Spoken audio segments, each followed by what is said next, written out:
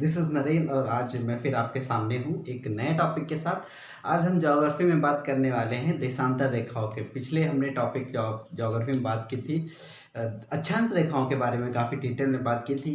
जैसा कि मैंने बताया है कि मैं कोशिश करूँगा थोड़ा थोड़ा मोटिवेट भी करता रहूँ, क्योंकि किसी भी चीज़ के लिए मोटिवेशन सबसे ज़रूरी चीज़ है। अगर आप मोटिवेट हो जाते हैं तो बाकी चीज़ें आप खुद कलेक्ट कर लेंगे। जैसे पढ़ने की इच्छा जाग गई है तो आप कैसे भी करके पढ़ ही लेंगे। तो मैं एक स्टोरी छोटी सी सुनाऊंगा, 1 मिनट भी नहीं लगेगा, 30 सेकंड लगेगा। एक बार क्या हुआ कि एक वैज्ञानिक थे महान, वो एक आविष्कार कर रहे थे।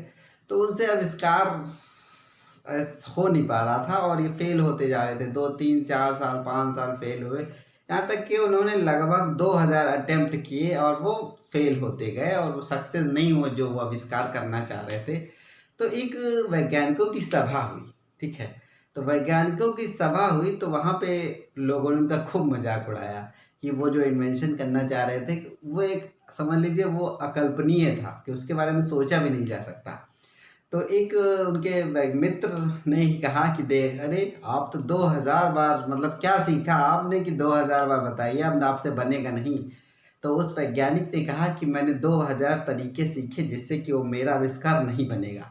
फिर 1 2 साल और लगे, फिर उसका आविष्कार बन गया। हम लोग सभी जानते हैं बल्ब का आविष्कार किया था और वो थॉमस अल्वा एडिशन ने किया था। उनके बारे में हमने बहुत ढेर सारी कहानियाँ सुनी हुई हैं, पढ़ा भी हुआ है। तो कहने का मतलब ये है, आपको तब तक मेहनत करते रहना है जब तक कि आपको सफल नहीं हो जाते हैं, ठीक है। तो आप मेहनत करते रहिए, असफल होंगे कोई बात नहीं, आप तब तक मेहनत करिए, तब तक ट्राई करते रहिए जब तक कि आप सफल नहीं हो जाते। जैसे मैं ही हूँ, कोशिश करता रहता हूँ सफल होने की। हो सकता है सफल हो जाऊँ, कभी कभी मायूस होता हूँ, कभी कभी खुश होता हूँ, फिर कोई बात नहीं। हमारा तो लंबी प्रक्रिया है, कोई भी चीज़ करने की, सफल होने की प्रक्रिया बहुत लंबी है। जैसे महात्मा गांधी जी एक दिन में नहीं बन गए थे, पूरी लाइफ लग गई उन्हें बनने में। तो कोशिश करते रहिए और अपने काम में मन लगाते रहिए, ना सोचिए कि सफल हो गए, अरे मायूस मत होइए, लगे रहिए। चलिए आज हम बात कर, अपने टॉपिक के बारे में बात कर लेते हैं, देशांतर रेखाओं के बारे में बात कर लेते हैं। देशांतर रेखाएं, देखिए जो मैंने लिखा है इस पे आप परेशान में कि इतना सारा लिख रखा है, नहीं, फिगर में हम बताएंगे, फिगर ही याद करना। देखिए ज्योग्राफी में सबसे बढ़िया चीज़ क्या है कि आपको सब फिगर बना के पढ़ना है, ठीक है। ये भी फिगर बनाइए, अक्षांश वाला भी बताइए, इंडिया का मैप हो, वर्ल्ड का मैप, सब मैप से पढ़ा जाता है तो दिमाग में छप जाता है। तो चलिए देशांतर रेखाओं के पहले मैं पढ़ देता हूँ क्या है, तो उसके बाद बताऊंगा तो लगेगा अरे जो पढ़ा वही तो लिखा है। चित्र बताऊंगा तो आसान है। तो देखिए क्या होता है, उत्तरी ध्रुव सबको पता है, उत्तरी ध्रुव दक्षिणी ध्रुव को मिलाने वाली 360 डिग्री रेखाओं को देशांतर रेखा कहा जाता है, ठीक। अभी लगेगा हवा में उड़ रहे हैं हम लोग। एक काम कर लेते हैं, पहले बना ही लेते हैं ना। हमने पिछले उसमें देखा था कि मान लीजिए ये हमारी ग्लोब है। मेरे फिगर पे मत जाइए, बात को समझिए, ठीक है। तो ये हो गया आपका उत्तरी ध्रुव और नीचे वाला हो गया दक्षिण ध्रुव। तो इसको, ये एक रेखा हमने खींच दी, इसको हमने बनाया 0 डिग्री, या इसको कहेंगे प्रधान यामोत्तर, ठीक है। इसको 0 डिग्री देशांतर रेखा कहते हैं। यानी कि उत्तरी ध्रुव को दक्षिणी ध्रुव से मिलाने वाली रेखा जो है बीचों बीच, जिसको 0 डिग्री कहते हैं, इसको कहते हैं प्रधान यामोत्तर या प्राइम मेडिटेरियन, ये कहते हैं, ठीक है। उसके बाद देखिए ये गई, ये गई, ये गई, इधर कितनी और 180। देखिए पूरब ये है, ठीक है, पूर्व है ये, और इधर है पश्चिम, बता चुके हैं। इधर भी गई, ये ऐसे जा रही, ऐसे जा रही, ये भी 180, ठीक है। तो 180 ये और 180 ये, ठीक है। अब इसमें, ठीक है, तो ये जो उत्तरी ध्रुव को दक्षिणी ध्रुव से जो मिला रही हैं रेखाएं, इन्हों को ही तो कहते हैं, अच्छा ओ देशांतर रेखाएं। कुछ है, कठिन नहीं है ना। उत्तरी ध्रुव को दक्षिणी ध्रुव से मिलाने वाली रेखाओं को क्या कहते हैं, देशांतर रेखा। सिंपल सा, अभी देखो मैं इतना बड़ा तो लिख रखा हमने, ठीक है। चलिए इनकी संख्या के बारे में बात कर लेते हैं अभी इसी वक्त। 180 ये है, 180 ये है, ये है 0। तो एक चीज देख लीजिए, जो 180 उधर आ रही है इसके पीछे, 0 के बिल्कुल पीछे, तो 180 जब आप इधर से भी जोड़ते हो तब भी वही संख्या होती है, और इधर से जोड़ते हो तब भी। तो इनकी संख्या है आपकी 360। इसको भी याद करना कठिन नहीं। 180 इधर है तो 180 उधर हो गए 360, ठीक है। क्योंकि 180 इधर से भी जोड़ेंगे सेम रेखा है, उधर से भी जोड़ेंगे सेम रेखा है, तो ये 0 डिग्री है। जब सबको जोड़ दिया जाएगा तो हो जाएगा आपका 360 होती है रेखाएं, देशांतर रेखाएं, ठीक है। इतनी बात जानकारी पता चल गई। एक चीज और बता देते हैं, जो आपकी बीच वाली 0 डिग्री रेखा है, इसको मिटा दो। मिटाने के लिए कपड़ा को, ये आ गई आपकी लाइन सीधी नहीं, ये ऐसे घूमी हुई जाती। तो ये आपकी हो गई उत्तरी ध्रुव, ये हो गई दक्षिणी ध्रुव, ठीक है। ये धा लिख दो ध्रुव, और इसका भी ध्रुव। तो ये देखिए ये क्या हो गया 0 डिग्री रेखा है। इस तरह वाला सिस्टम कहलाता है पूर्वी देशांतर, ठीक है। और इधर वाला पोर्शन जो कहलाएगा जितना है पश्चिमी देशांतर।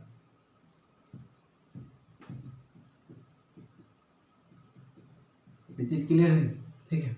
अब एक चीज और देख लीजिए, अभी क्या है कि ये जो होती हैं रेखाएं, ये जो हैं ये अर्धवृत्ताकार है, ठीक है।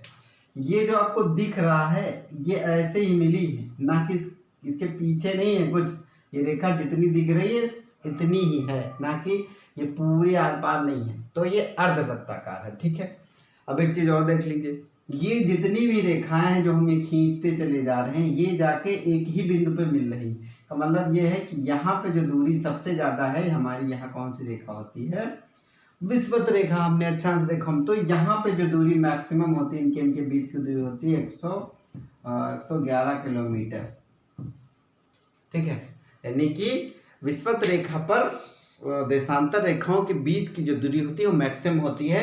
जैसे जैसे ऊपर जाएंगे घटती जाएगी इनके बीच की दूरी, और इधर जाएंगे इधर घट की दूरी जो है घटती जाएगी। ये चीज क्लियर हो गई। अब आगे बात कर लेते हैं, थोड़ा पढ़ते भी रहते हैं, पढ़ने से ये रहेगा थोड़ा आइडिया हो जाएगा। तो उत्तरी ध्रुव को दक्षिणी ध्रुव से मिलाने वाली 360 डिग्री रेखाओं को देशांतर रेखा कहा जाता है। यह ध्रुव पर उत्तर से दक्षिण दोनों गोलीय ध्रुवों को बीच से खींची गई काल्पनिक रेखा है। यानी कि ये जो खींची जा रही है सब काल्पनिक रेखाएं हैं, ठीक है। जो मध्याह्न रेखा जिस बिंदु से गुजरती है उसे कोणीय मान उस स्थान का देशांतर मान होता है, ठीक है। यह सभी देशांतर रेखाएं अर्धवृत्ताकार, जो कि मैं बता चुका हूँ। ये देखिए समांतर नहीं होती है। समांतर क्यों नहीं हो, समानांतर होगा, समांतर लिख दिया, समानांतर, समानांतर, ठीक है। ये समानांतर क्यों नहीं है, क्योंकि देखिए ये तो उनके बीच की दूरी घटती जा रही है ना, या भी घटती जा रही है। समानांतर के लिए क्या होना चाहिए, उनके बीच की दूरी घटनी नहीं चाहिए थी, ठीक है। चलिए, जब ये एक दूसरे से मिल ही जा रही हैं तो समांतर भी नहीं हुई, क्योंकि समांतर रेखाएं जो होती हैं इनकी प्रॉपर्टी क्या होती है, इसको चाहे जितना बढ़ाइए ये जो है मिलती नहीं है कभी। तो ये समांतर रेखा हो गई। समांतर रेखाओं की बात होगी। चलिए, तो अभी मैंने बताया इस वाली रेखा से 180 डिग्री पश्चिम और 180 डिग्री इधर पूर्व में जाते हैं। सब एक एक डिग्री पहले रेखाएं खींची गई। ओके, चलिए, पश्चिम से पूर्व चक्कर लगाती है, ठीक है। चलिए एक चीज देख लीजिए, इधर देखिए, हमारा जो इंग्लैंड में एक जगह है ग्रीनविच, ठीक है, तो उससे गुजरती है ये आपकी रेखा 0 डिग्री। तो उसको मान लिया गया है, दुनिया का जो मानक समय है उसको मान लिया गया है, उस समय से लिया गया है। तो देखिए, तो जब जब हम पूरब की तरफ बढ़ते चले जाएंगे तो समय जो है बढ़ता चला जाएगा। यहाँ पे 0 है, जैसे हम 12 भारत 8 डिग्री है, ये 0 डिग्री, तो थोड़ी दूर पे यहीं कहीं हमारा जो होगा वो हमारा भारत है, ठीक है। इस जगह इंडिया है। तो हमारा समय जो है कितना आगे है, 5.5 घंटे इंग्लैंड के समय से हमारा जो है कितना आगे है समय, 5.5 घंटे। जितना भी समय इंग्लैंड में हो रहा हो उसमें अगर आप 5.5 घंटे जोड़ दिए जाएं तो मिल जाएगा आपको भारत का समय। भारत का समय पता हो तो 5.5 घंटे का तार लीजिए तो इंग्लैंड का समय पता चल जाएगा। जैसे यहाँ जब 7 बजेगा तो यहाँ कितना बजेगा, 7 5 12, 12:30 बज जाएगा, ठीक है। इसी तरह यहाँ पे जब आएंगे तो घटता चला जाता है मैटर। ठीक है, उसी हिसाब से समय को घटता चला जाता है। इसीलिए इधर जापान है जिसे उगते सूरज का देश कहते हैं। ठीक है, चलिए इसके बारे में हम डिटेल में बात करेंगे बाद में। ठीक है, अभी हम देशांतर पे ही चिपके रहते हैं। तो इसकी कुछ ग्रीनविच के बारे में बात हो गई। ठीक है, समय आगे रहता है पूरब वालों का, पश्चिम वालों का समय पीछे रहता है। ठीक है, इसीलिए पूरब वाले कहते हैं आगे रहते हैं और पश्चिम वाले पीछे रहते हैं। तो एक चीज और देख लीजिए, विषुवत रेखाओं की कुछ क्वालिटी है, ये मैंने बता दिया है। ये मैंने बता दिया है कि जो है विषुवत रेखा पे इनकी दूरी मैक्सिमम होती है 111.2 किलोमीटर। देखिए 1 डिग्री बराबर है 4 मिनट के। ठीक है, तो जैसे जैसे डिग्री इधर बढ़ता जाएगा आप समय में 4-4 मिनट जोड़ते चले जाइए, तो आसानी से अगर 5.5 घंटे ज़्यादा है तो 5.5 घंटे का अगर मिनट में बता दे तो 5 छक्का तो 5 30,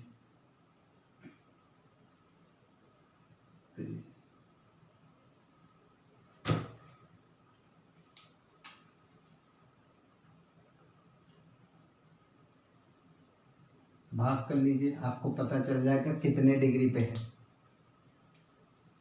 देखिए क्वेश्चन आता है इस समय निकालिए कि कितने डिग्री पे है, तो इस चीज़ को बहुत इंपॉर्टेंट है ये। अभी यहाँ बेसिक कक्षा 6 की बात हो रही है, कक्षा 6 को मैं और डिटेल कर रहा हूँ, 8-9 तक कर रहा हूँ, बहुत ज़्यादा डिटेल नहीं कर रहा।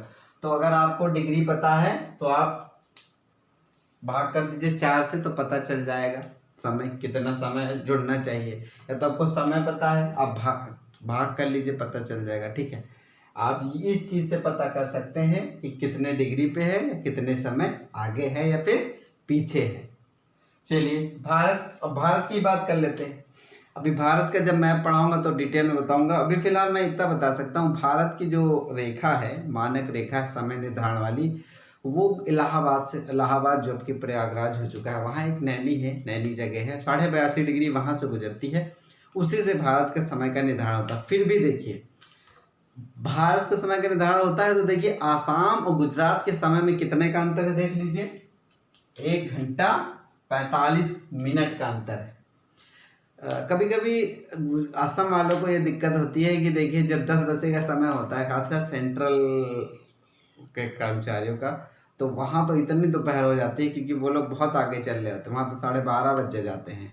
तो कभी कभी ये भी मतलब आता है सुनने में कि हाँ ठीक है। 0 डिग्री अक्षांश रेखा, 0 डिग्री देशांतर रेखा कहाँ मिलती है, अटलांटिक महासागर मिलती है। ठीक है, पृथ्वी 1 घंटे में 15 डिग्री देशांतर घूमती है। 180 अंश देशांतर को अंतरराष्ट्रीय तिथि रेखा कहते हैं, जो कि 1884 में डिसाइड हुई थी। और कहाँ, वाशिंगटन डीसी में निर्धारण किया गया था। वाशिंगटन मैंने नहीं लिखा है तो लिख लीजिए वाशिंगटन, ये वाशिंगटन में निर्धारण किया गया था। ठीक, तो ये हो गई देशांतर रेखाओं की बात। ठीक है, तो हमने अब तक क्या पढ़ लिया, अक्षांश रेखाएं पढ़ ली और देशांतर रेखाएं पढ़ ली। अब अक्षांश रेखाओं देशांतर रेखाओं दोनों को मैं बोर्ड पे बना देता हूँ। समझ लीजिए यह हो गई आपकी विषुवत रेखा, 0 डिग्री हो गई।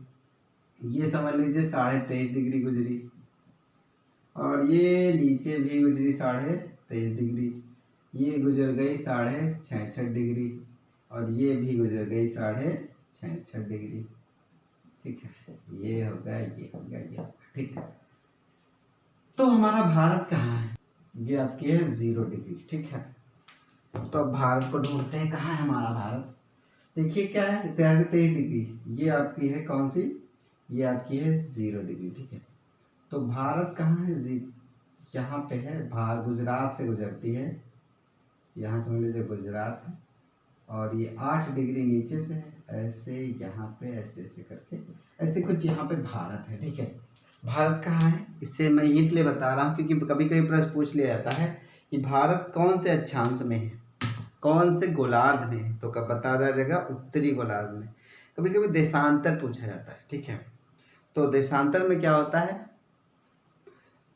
देशांतर अक्षांश दोनों पूछ लिया जाता है। तो देखिए उत्तरी गोलार्ध में ही है, उत्तरी अक्षांश से शुरू होगा, उत्तरी अक्षांश पे खत्म होगा, और पूर्वी देशांतर से शुरू होगा और पूर्वी देशांतर पे ही खत्म होगा। ये बहुत कंफ्यूजन वाला क्वेश्चन होता है। ठीक है, अभी मैं ज़्यादा और डिटेल नहीं जा रहा, बस केवल देशांतर और अक्षांश के बारे में ही जा रहा हूँ, क्योंकि ये पूर्वी देशांतर इतना से शायद 36 डिग्री से शुरू होता है, नहीं 58 डिग्री से 97 डिग्री तक, 8 डिग्री से 36 डिग्री तक ऐसे होता है अप्रॉक्सीमेटली।